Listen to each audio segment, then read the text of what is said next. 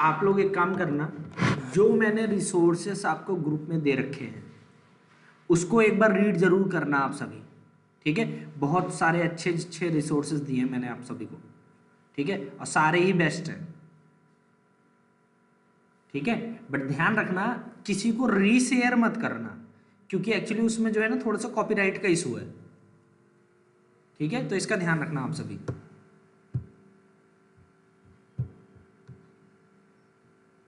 हाँ मैंने बताइए। आप बता रहे थे कोई script to crack the ultimate edition. Okay, मैंने आपको गिटहब की एक लिंक भेजी है अपने, इसके अंदर ये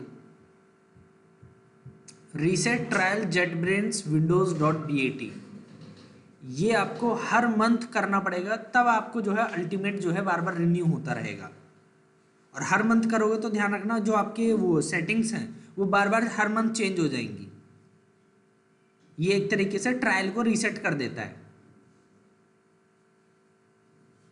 आपको ओके बस इसको चलाना होता है। लेकिन एक मिनट, ये विंडोज के लिए BAT फाइल, आपका मैक है? या जस्ट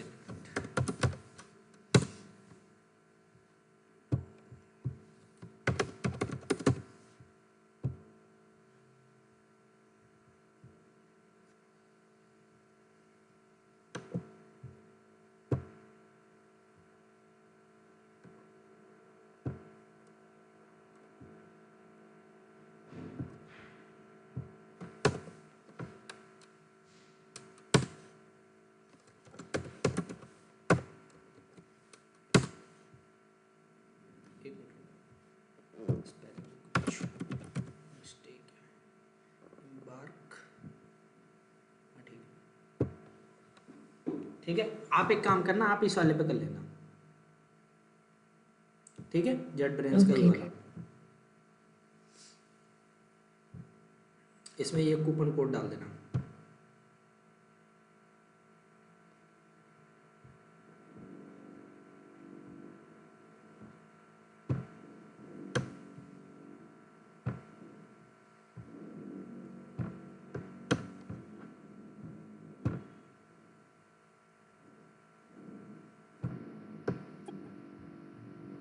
ओके, सो स्टार्ट करते हैं। सो ध्यान रख से देखो, तो चाहे ये हो या फिर ये हो, दोनों का कोड लगभग सेम है, बस डिफरेंस क्या है, एक छोटा सा है, वो है पैकेज का। डिफरेंस किसका है? पैकेज का, ठीक है। तो अभी आपको शुरू में पैकेज की नीड नहीं है VS कोड के अंदर, ठीक है। आप सिंगल सिंगल फाइल पे काम करो। जब आप सभी का एनकैप्सुलेशन आएगा उस समय मैं पैकेज करा दूंगा, ठीक है। तो आपकी चॉइस है, आपको क्या चुनना है। और मैंने अभी मैम से बात की तो ज़्यादातर लोग जावा ऑलरेडी कर चुके हैं या थोड़ा बहुत एक्सपीरियंस है, तो मेरे को बस फाइनल ये बता दो आप सभी कौन सी IDE पे कंफर्टेबल हो, कौन सी चुनोगे। आपके पास 3 ऑप्शन है, VS कोड, एक्लिप्स या इंटेलिजे। मिनी आप तो इंटेलिजे चुनोगे, ठीक है, बाकी सब या बताइए। मेरे पास तो रिस्ट्रिक्शन है। या इसमें अमन, इज दिस जस्ट जावा और जावा प्लस स्प्रिंग बूट जो पूरा कोर्स है? देखिए एक्चुअली यहाँ पे ना पार्ट्स में होता है, ये एक्चुअली कोर जावा का है पहले, अच्छा। हाँ, देन उसके बाद अगले बैच में जो है एडवांस जावा, देन उसके बाद हाइबरनेट, स्प्रिंग बूट होगा। अच्छा, तो आई थिंक मतलब मेरा तो ओपिनियन ये रहेगा, अगर स्प्रिंग बूट की, बिकॉज इवेंचुअल तो वही पढ़ना है, उसी के पर्सपेक्टिव से जो भी सही है आईडी वही लेके चलते हैं शुरू से ही। ओके, ठीक है। और IUC आप IUC यस से, सर, सेम जो एडवांस जावा में भी यूज होगा आईडी वही सही रहेगा, ठीक है। ताकि बाद सिद्धिका, में चेंज ना करना पड़े। और ये कौन है? Vivo V50e,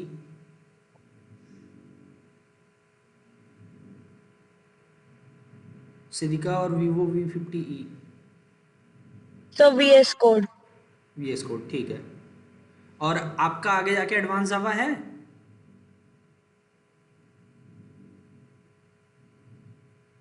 yes sir. तो आपका एडवांस जावा है तो आगे जाके एडवांस जावा का काम वीएस कोड पे कैसे होगा? उस समय दिक्कत पड़ जाएगी। और ये कौन है? Vivo V50e। Shalini. Okay, Shalini. आपने तो शायद एक्लिप्स कर रखा है ऑलरेडी। यस। ओके, आपका टेस्टिंग का है ना आई थिंक। नहीं नहीं, मतलब है तो पूरा ही कोर्स स्प्रिंग जावा बूट फुल का। स्टैक है, ठीक है। एक काम करो सब लोग, क्या नाम है, सिद्धिका, मैंने आपको वीएस कोड में सेटअप करवा दिया है कि नहीं? सर करवा दिया। करवा दिया, ठीक है। कोड को एग्जीक्यूट करके देख लिया आपने? चला के मतलब देख लिया हेलो वर्ल्ड का प्रोग्राम? Yes sir. तो ठीक है, तो यस आप एक सर। काम करो, आप वीएस कोड में कंटिन्यू कर सकते हो, लेकिन देखो आप अगर शुरू से ही एक्लिप्स सीख के रखो ज़्यादा बेटर है, क्योंकि एडवांस जावा में काम आएगा। ठीक है, तो आप एक काम करो, ओके वीएस सर। कोड सब लोग छोड़ दो, सारी जितनी भी आईडीज है सब छोड़ दो, और सिर्फ आप जो है मिनी इंटेलिजे आइडिया में कंटिन्यू करो। और एक्लिप्स और इंटेलिजे आइडिया मोस्टली सेम है, 99% समझ लीजिए। तो मैं एक्लिप्स के साथ ही कंटिन्यू कर रहा हूँ। Okay sir. ठीक है, ध्यान रखो कोड सेम होता है हर जगह, ठीक है, बस डिफरेंस थोड़ा सा एनवायरनमेंट यूआई इन्हीं सब का पड़ता है, ठीक है, बाकी इतना कुछ है नहीं, ठीक है। एक्लिप्स में भी ऐसा कुछ ट्रायल रीसेट वगैरह ऐसा कुछ है कुछ क्या? नहीं, एक्लिप्स फ्री ऑफ कॉस्ट है, ओपन सोर्स है, कुछ नहीं होता। Okay sir. ओके, 2026, हाँ मिनी बताइए। सो अगर कोई शॉर्टकट्स हो इंटेलिजे के, अगर आप वो कवर कर सकें, इवन दो एक्लिप्स में कंटिन्यू कर रहे होंगे, पर जहाँ जहाँ कोई शॉर्टकट्स हो जो इंटेलिजे में यूज़ कर सकते हैं फॉर मैं एक फास्टर काम करूँगा, कोडिंग, तो उसकी एक सीट दे दूंगा आपको। Okay, thank you. जावा 811 इसको एज अ वर्क स्पेस, ठीक है। सो सब लोग एक्लिप्स इंस्टॉल कर लेना, और एक चीज ध्यान रखना, एक्लिप्स का सब लोग जो है क्या कहते हैं, एंटरप्राइज वेब डेवलपर वाला वर्जन यूज करना, कोई भी जावा डेवलपर वाला इंस्टॉल नहीं करेगा, याद रखना सब लोग। सिर्फ जावा डेवलपर जो है वो कोर जावा के लिए होती है बस, ठीक है। सब लोग जो है क्या कहते हैं, एंटरप्राइज वेब डेवलपर ही करना, एंटरप्राइज वेब डेवलपर। जब आप एक्लिप्स डाउनलोड करोगे, एक्लिप्स डाउनलोड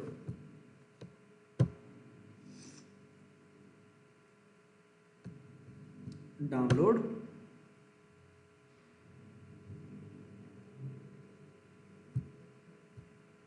64 बिट, ये वाला 64 वाला x86 वाला क्लिक करो, इसका एक इंस्टॉलर डाउनलोड होगा, उस पर जैसे ही डबल क्लिक करोगे, ठीक है,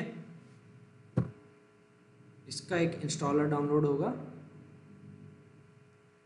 इस तरीके से, इस पर डबल क्लिक करके आप लोग जो है क्या कहते हैं, सेकंड ऑप्शन चूज करना, सेकंड या जो भी होगा एंटरप्राइज वेब डेवलपर वाला होगा, ठीक है। जावा डेवलपर को यूज मत करना, ध्यान रखना, क्योंकि वो एडवांस जावा में काम आएगा या एंटरप्राइज वेब वाला।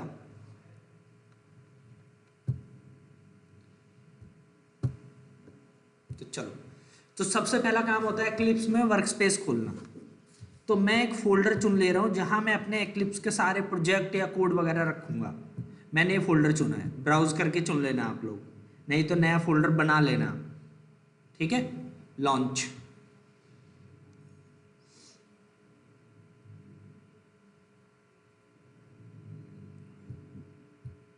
वैसे भी एक्लिप्स का कौन सा वो चल रहा है, नया वाला, नया वाला भी जो है एक्लिप्स का,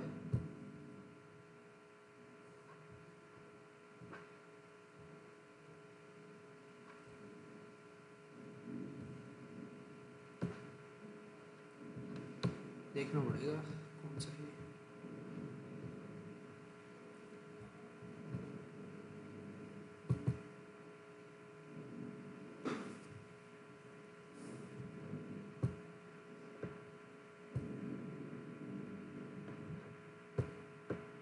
पता नहीं लेटेस्ट वर्जन आया भी या नहीं। 25/12 वैसे सही है। जब आप लोग एक्लिप्स इंस्टॉल करोगे कुछ इस तरीके की विंडो आएगी। मैंने आपको डाउनलोड करके सामने करके दिखा दिया है।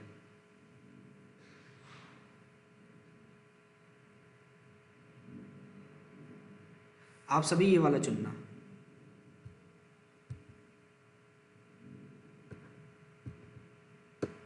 मैं इसको थोड़ा सा परफेक्ट, ठीक है। विंडो के साथ प्रिंट स्क्रीन, ठीक है। एक मिनट, अब ज़्यादा अच्छा पड़ेगा ये वाला, विंडो के साथ प्रिंट स्क्रीन। ये मैं आप सभी को भेज दे रहा हूँ।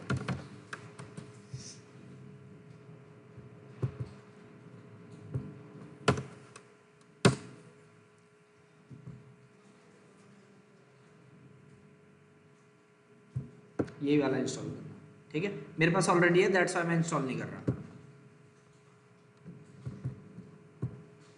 चलो,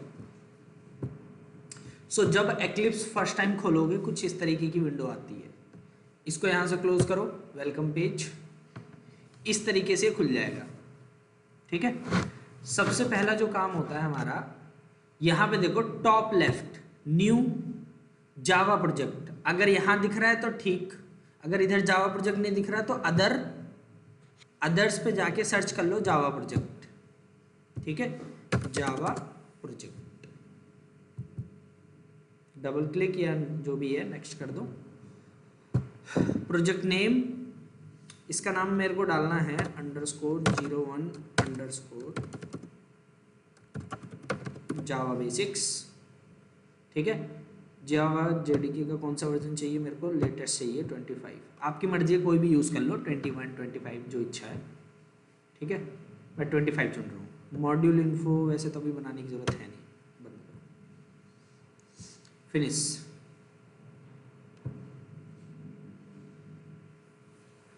remember my decision, open perspective, perfect. इसको यहां से कोलैप्स कर दो, इस प्रोजेक्ट को एक्सपेंड करो। यहां पे देखो सब लोग,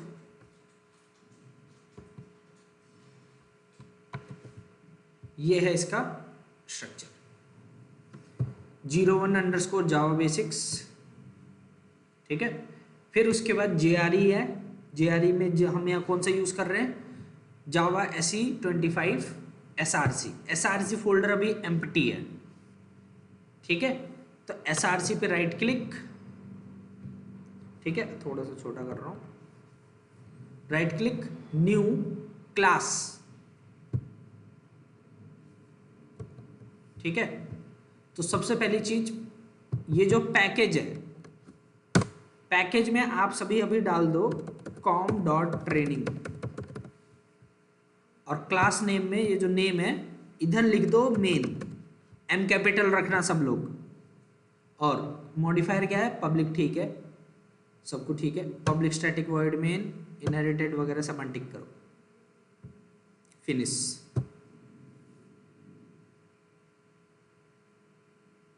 परफेक्ट, कंट्रोल+, ठीक है। इसको अभी 2 मिनट के लिए नीचे करो, हटाओ इसे।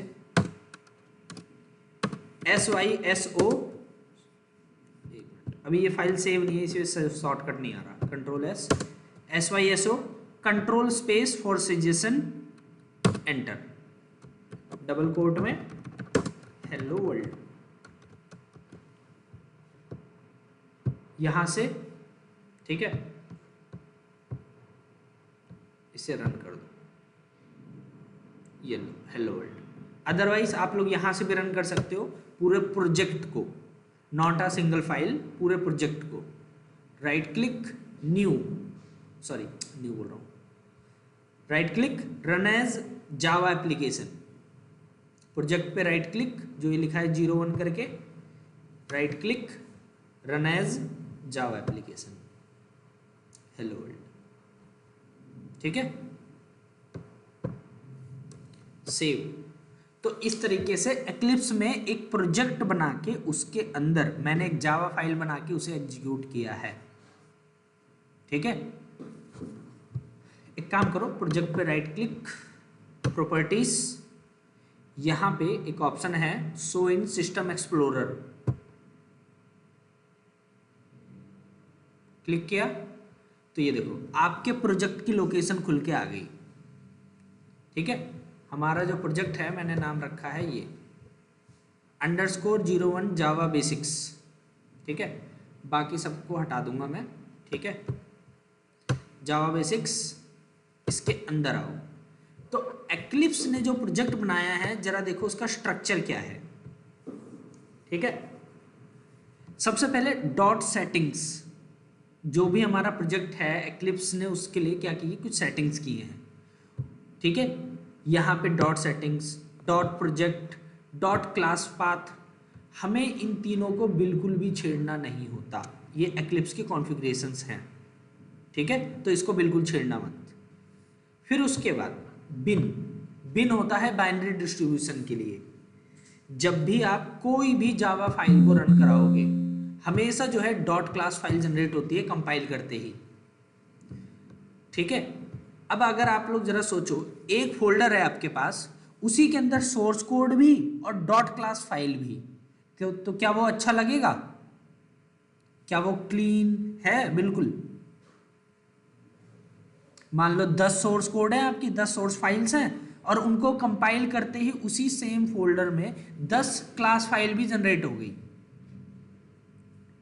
तो क्या ये अच्छा लगेगा आप सभी को? No. No. That's why Eclipse, IntelliJ IDEA जैसे जो बड़े बड़े जो हैं आईडीज हैं, ये लोग क्या करते हैं, जो सोर्स कोड है उसको एसआरसी में मेंटेन करते हैं, और जो बाइनरी फाइल्स हैं, जो डॉट क्लास फाइल्स हैं, ठीक है, उनको बिन के अंदर रखते हैं। ठीक है, तो ये देखो बिन के अंदर देखो एक फोल्डर है, फोल्डर का नाम है कॉम। मैंने अभी पैकेज बनाते समय लिखा था ना com.training, तो कॉम के अंदर एक फोल्डर है, क्या नाम है उसका? ट्रेनिंग के अंदर एक फाइल है, फाइल का नाम क्या है? main.class। ठीक है, तो जो भी डॉट क्लास फाइल होंगी वो सब आएंगी बिन में। ठीक है, और हमें बिन में इन डॉट क्लास फाइल से कोई लेना देना नहीं है। अब हम आएंगे एसआरसी, सोर्स कोड जो हमारा होगा। एसआरसी के अंदर आओ, इसी में हम अपना सारा सोर्स कोड रखेंगे। ठीक है, तो एक चीज, आप यहाँ पे कोई भी जावा फाइल या कोई भी जो फाइल आपको रखनी है बहुत इजीली रख सकते हो बिना किसी दिक्कत के। फॉर एग्जांपल यहाँ पे मैं लिख रहा हूँ hello world.java। ठीक है, right click, open with notepad.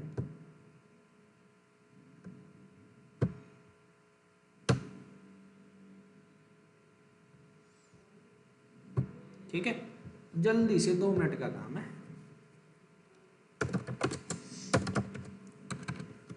कोई भी कोड लिख दो जो आपकी इच्छा। मैं जावा 25 का कोड लिख रहा हूं।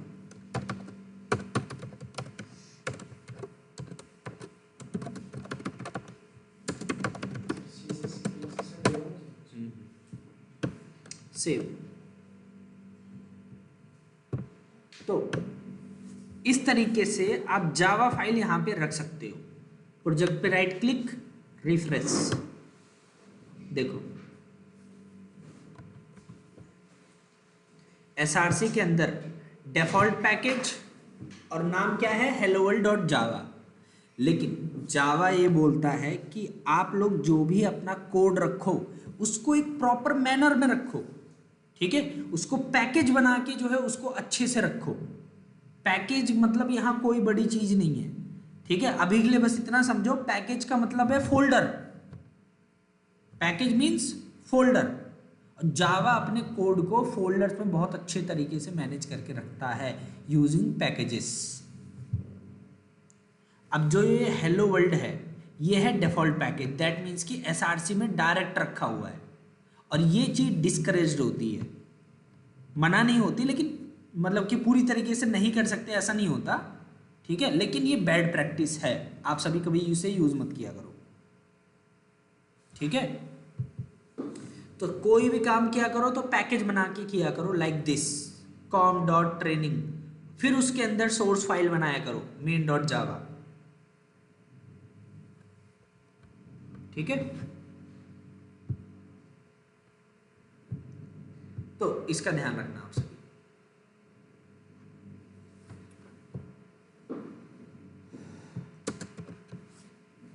तो ये चीज डिस्करेज होती है।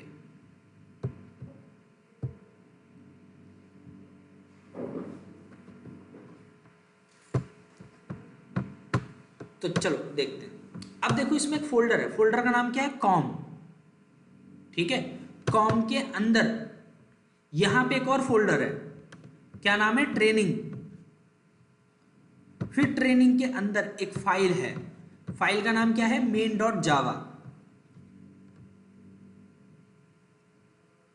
तो इसका मतलब ये है, जो मैंने अभी ये फाइल बनाई थी,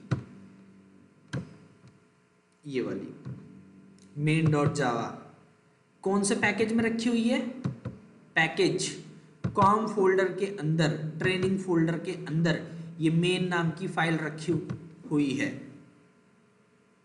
ठीक है। और पैकेज हमेशा पहली लाइन होनी चाहिए, पैकेज डिक्लेरेशन पहली स्टेटमेंट होनी चाहिए आपकी फाइल में हमेशा। तो इससे जावा जो है इसे एक बहुत अच्छे तरीके से मेंटेन करता है। मान लीजिए एसआरसी पे राइट क्लिक किया मैंने, न्यू क्लास,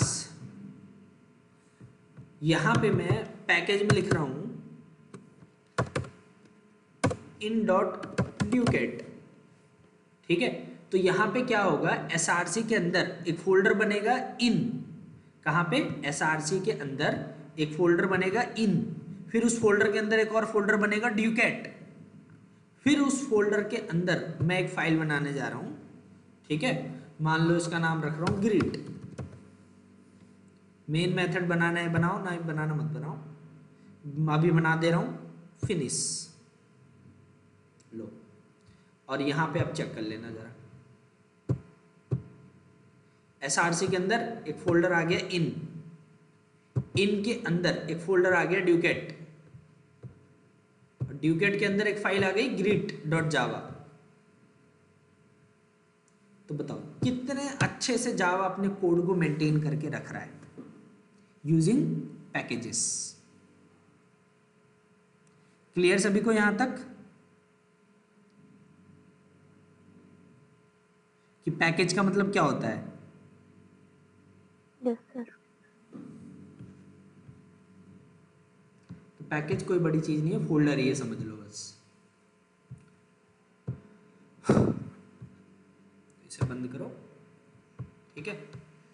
इसमें एक छोटा सा काम कर देता हूं,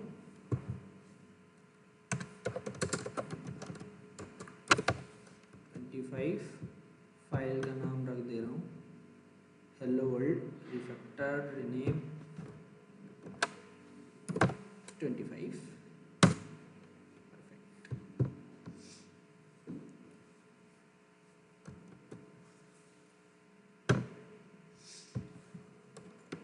तो इस तरीके से काम होता है जावा के अंदर, ठीक है। तो इसे पढ़े रहने दो। अब जरा देखो इसके अंदर क्या लिखा हुआ है। हमने एक क्लास बनाई, क्लास का नाम क्या है, मेन। और इस मेन क्लास के अंदर हम क्या कर रहे हैं, एक मेन मेथड बना रहे हैं, ठीक है। मैंने आप सभी को बोला था जो जावा है, जावा ऑब्जेक्ट ओरिएंटेड प्रोग्रामिंग को फॉलो करता है। तो ऑब्जेक्ट ओरिएंटेड प्रोग्रामिंग को फॉलो करने का मतलब ये है, यहाँ पे जो भी काम होगा, जावा अगर एक छोटा से छोटा काम भी करेगा तो क्लास और ऑब्जेक्ट बना के ही करता है वो, ठीक है, क्लास एंड ऑब्जेक्ट बना के। तो हमने क्या किया, एक क्लास बनाई, क्लास का नाम रख दिया मेन, ठीक है। और पब्लिक मतलब कोई भी कहीं से भी इस मेन फाइल को एक्सेस कर सकता है, ठीक है। और एक चीज ध्यान रखना, अगर आपने किसी भी क्लास को पब्लिक लिखा है तो इसका मतलब यह है class name and file name बिल्कुल सेम होनी चाहिए। जैसे फाइल का नाम मेन लिखा हुआ है, यहाँ पे क्लास भी मेन लिखी है मैंने। अगर बाई चांस मैंने यहाँ main2 लिख दिया, देखो जरा क्या बोल रहा है, द पब्लिक टाइप, टाइप मतलब डेटा टाइप, ठीक है, main2 must be defined in its own file. Option क्या दे रहा है फिक्स करने के लिए, रीनेम फाइल टू main2.java और रीनेम टाइप टू मेन। बोल रहा है चाहे तो आप क्लास का नाम चेंज कर दो या फाइल का नाम चेंज कर दो। मैं क्लास का नाम चेंज कर रहा हूं अभी के लिए, सेव। तो ध्यान रखना, पब्लिक का मतलब है ये है कि कोई भी कहीं से भी इसे एक्सेस कर सकता है, और क्लास नेम फाइल नेम बिल्कुल सेम होनी चाहिए। और क्लास का मतलब क्या होता है, ऊप्स की लैंग्वेज में अगर मैं बोलूं तो क्लास का मतलब एक तरीके से टेम्पलेट होता है, एक ब्लूप्रिंट होता है किसी भी चीज का जो आप बना रहे हो, ठीक है। तो मैं एक ब्लूप्रिंट बनाने जा रहा हूं, एक टेम्पलेट बनाने जा रहा हूं जिसका नाम रखा मेन, ठीक है। और उस ब्लूप्रिंट के अंदर क्या क्या काम कर रहे हैं हम वो देखिए, ठीक है। सो क्लास यहाँ पे एक कीवर्ड है, और ये मैंने क्लास का नाम दिया मेन, और इसके अंदर पब्लिक कोई भी कहीं से भी इस मेन मेथड, जो ये मेथड है वॉइड मेन, इसको एक्सेस कर सकता है। जैसे C++ में भी वॉइड मेन हुआ करता था, इसी तरीके से जावा में भी वॉइड मेन है। तो वॉइड मेन बोल रहा है कि मेन मेथड कुछ भी रिटर्न नहीं कर रहा, ठीक है। और आप लोगों को मैंने पहले भी बता रखा है, ये फंक्शन वगैरह जो भी हैं ये सब C++ के कॉन्सेप्ट हैं, और जावा के लिए प्री रिक्विजिट होती है C और C++। सो वॉइड मेन, अब ये जो मेन मेथड है इसके आगे दो चीज लगाई है हमने, पब्लिक एंड स्टैटिक। जो ये है हमारा एक्सेस मॉडिफायर, ठीक है, पब्लिक कि कोई भी कहीं से भी मेन मेथड को यूज कर सकता है, ठीक है। क्योंकि जाहिर सी बात है, अगर स्टार्टिंग पॉइंट जो है, जो मेन है हमारे प्रोग्राम का क्या होता है, स्टार्टिंग पॉइंट,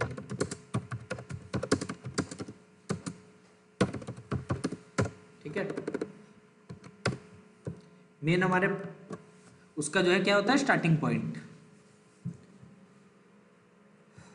सो कोई भी कहीं से भी इस मेन को एक्सेस कर सके। अगर स्टार्टिंग पॉइंट ही एक्सेस नहीं होगा तो कोई फायदा है हमारे प्रोग्राम का, कोई फायदा नहीं है हमारे सॉफ्टवेयर का, अगर वो चलेगा ही नहीं। तो स्टार्ट करना यहीं से स्टार्ट करता है, मेन मेथड से। फिर अगली चीज क्या है, स्टैटिक। स्टैटिक का मतलब होता है कि लोड टाइम पे सबसे पहले मेमोरी इनको मिलती है, स्टैटिक को, कंस्ट्रक्टर से भी पहले, ठीक है। कोई नहीं, टाइम होने वाला है वैसे। सो स्टैटिक मतलब जो सबसे पहले मेमोरी है वो इसको मिलेगी, मेन मेथड को, ठीक है। और स्टैटिक का और भी फायदे होते हैं, जैसे आपको बिना ऑब्जेक्ट बनाए किसी मेथड को यूज करना है तो उसमें कर सकते हो, ठीक है। और स्टैटिक बिलोंग करता है क्लास से, ना कि ऑब्जेक्ट से। ये सारी चीजें आगे पढ़ोगे जाके, एक पूरा का पूरा चैप्टर है स्टैटिक, ये जो आपका नॉन एक्सेस मॉडिफायर है स्टैटिक। फिर बात आती है कमांड लाइन आर्गुमेंट्स की। अगर आपको टर्मिनल से कोई इनपुट देना है, टर्मिनल से, ठीक है, वो भी रन करने से पहले, तो इसका यूज होता है कमांड लाइन आर्गुमेंट का, ठीक है। अब थोड़ा कम यूज करने लग गए हम लोग इसे, ठीक है, पहले ज्यादा यूज होता था।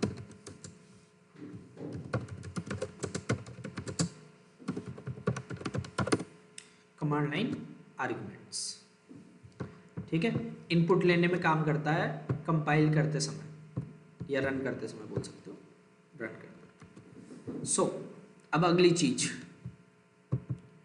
ये मेन मेथड की बॉडी है। फिर हमने क्या बोला, सिस्टम। सिस्टम एक बनी बनाई क्लास है, ठीक है। और याद रखना, जावा में जो क्लास जिस नाम से रखी हुई है एग्जैक्ट उसी नाम से एक्सेस करनी है आपको। इवन केस तक सेम होना चाहिए बिल्कुल। अगर स्ट्रिंग का एस कैपिटल है, सिस्टम का एस कैपिटल है, तो कैपिटल ही लिखना पड़ेगा, क्योंकि जावा में नेमिंग कन्वेंशन का रूल होता है कि class name should always be public, ठीक है। सॉरी, क्या बोल रहा हूँ, public in upper camel case, ठीक है। हर एक वर्ड का पहला लेटर कैपिटल होना चाहिए। फॉर एग्जाम्पल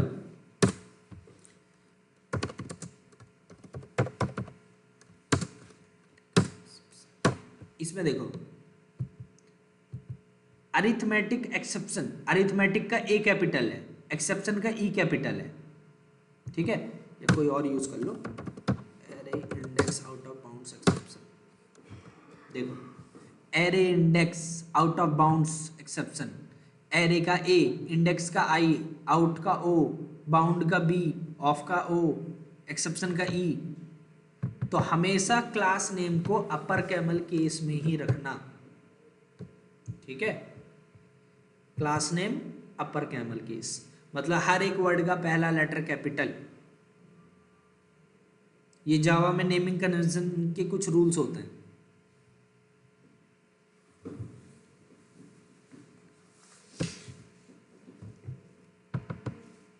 तो सिस्टम एक बनी बनाई क्लास है, उस क्लास के अंदर एक इनबिल्ट ऑब्जेक्ट रखा हुआ है आउट, फिर उस ऑब्जेक्ट के अंदर एक मेथड है, एक फंक्शन है समझ लो, जिसका नाम है प्रिंट एलन। आप लोग प्रिंट भी यूज कर सकते हो, कोई दिक्कत नहीं है। प्रिंट, अब प्रिंट के अंदर हमने एक स्ट्रिंग पास की, डबल कोट्स में hello world and semicolon, end of statement, copy paste paste, execute करो इसे, hello world hello world hello world. देखो सब लोग सारे के सारे एक ही लाइन में आने लग गए। तो क्या ये दिखने में सही लग रहा है? अरे यार एक तो यहाँ का इंटरनेट वैसे ही घटिया है, ऊपर से लाइट और चली जाती है। अरे वो चला गया, लाइट चली गई ना, दिमाग खराब है।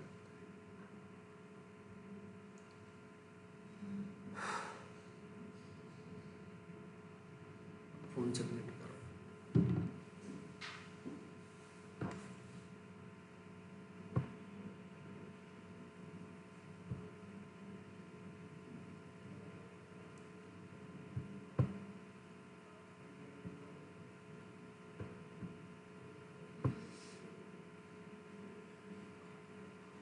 ऑनलाइन में जो भी है सभी को स्क्रीन दिख रही है मेरी?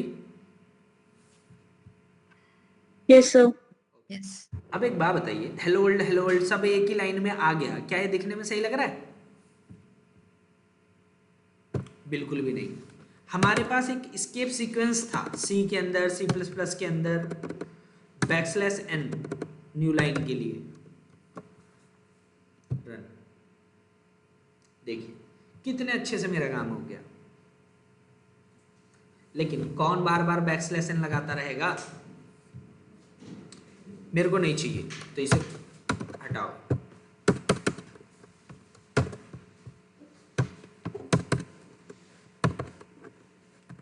इसे हटाया मैंने, प्रिंट की जगह यूज कर रहा हूं प्रिंट एलन, प्रिंट एलन,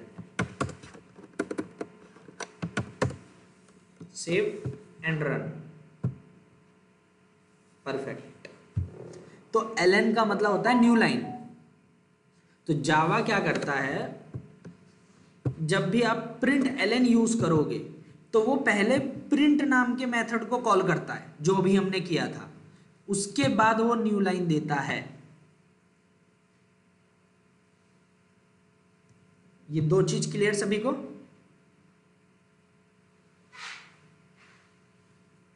पहले प्रिंट करेगा फिर न्यू लाइन देगा, अगर आपने प्रिंट एलन यूज की है तो।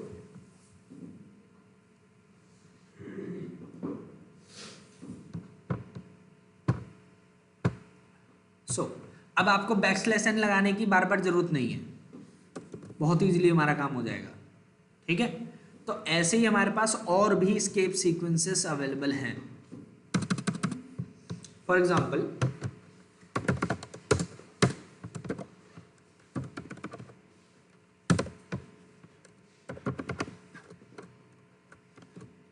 Save and run. देखो हमने यहां यूज किया बैकस्लैश टी टेबुलर स्पेस के लिए, backslash n for new line, ऐसे ही। क्या आप सिंगल बैकस्लैश प्रिंट करा सकते हो? एक सिंगल बैकस्लैश प्रिंट नहीं होता ऐसे, ठीक है, क्योंकि वो उसे एस्केप सीक्वेंस जो है समझता है। क्या बोल रहा है? Invalid escape sequence. तो क्या करें, मेरे को अगर बैकस्लैश चाहिए तो 2 बार बैकस्लैश लगा दो। तो 2 बार बैकस्लैश का मतलब होता है 1 बार बैकस्लैश। ठीक है, ये भी आपका एस्केप सीक्वेंस है। देन नेक्स्ट, क्या आप लोग डबल कोट के अंदर डबल कोट प्रिंट करा सकते हो? डबल कोट्स के अंदर डबल कोट्स, फॉर एग्जाम्पल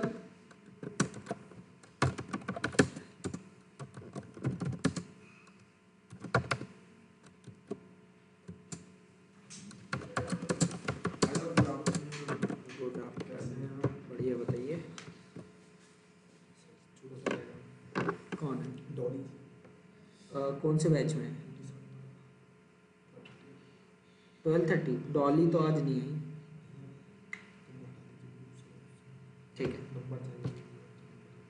ठीक है, देखिए ओके। तो देखो डबल कोट्स के अंदर डबल कोट्स नहीं आते। ठीक है, वो बोल रहा है कि सर आपने स्ट्रिंग यहाँ स्टार्ट की यहीं बंद कर दी, फिर उसके बाद आपने यहाँ पे जो है पता नहीं क्या लिखा अमन तिवारी, फिर स्ट्रिंग यहाँ स्टार्ट की यहाँ बंद कर दी।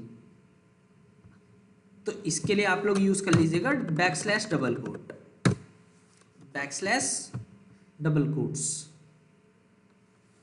Save and run. देखो आ गया। तो ये बैकस्लैश डबल कोट एक एस्केप सीक्वेंस है। ऐसे ही और भी हैं, ठीक है, लेकिन सबसे ज्यादा यूज होने वाले टाइप सिर्फ यही थे। बैकस्लैश बी बैकस्पेस के लिए। ओके, एक मिनट।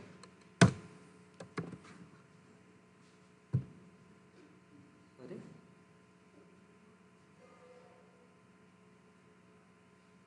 बैकस्लैश बी काम क्यों नहीं कर रहा इस टर्मिनल पे?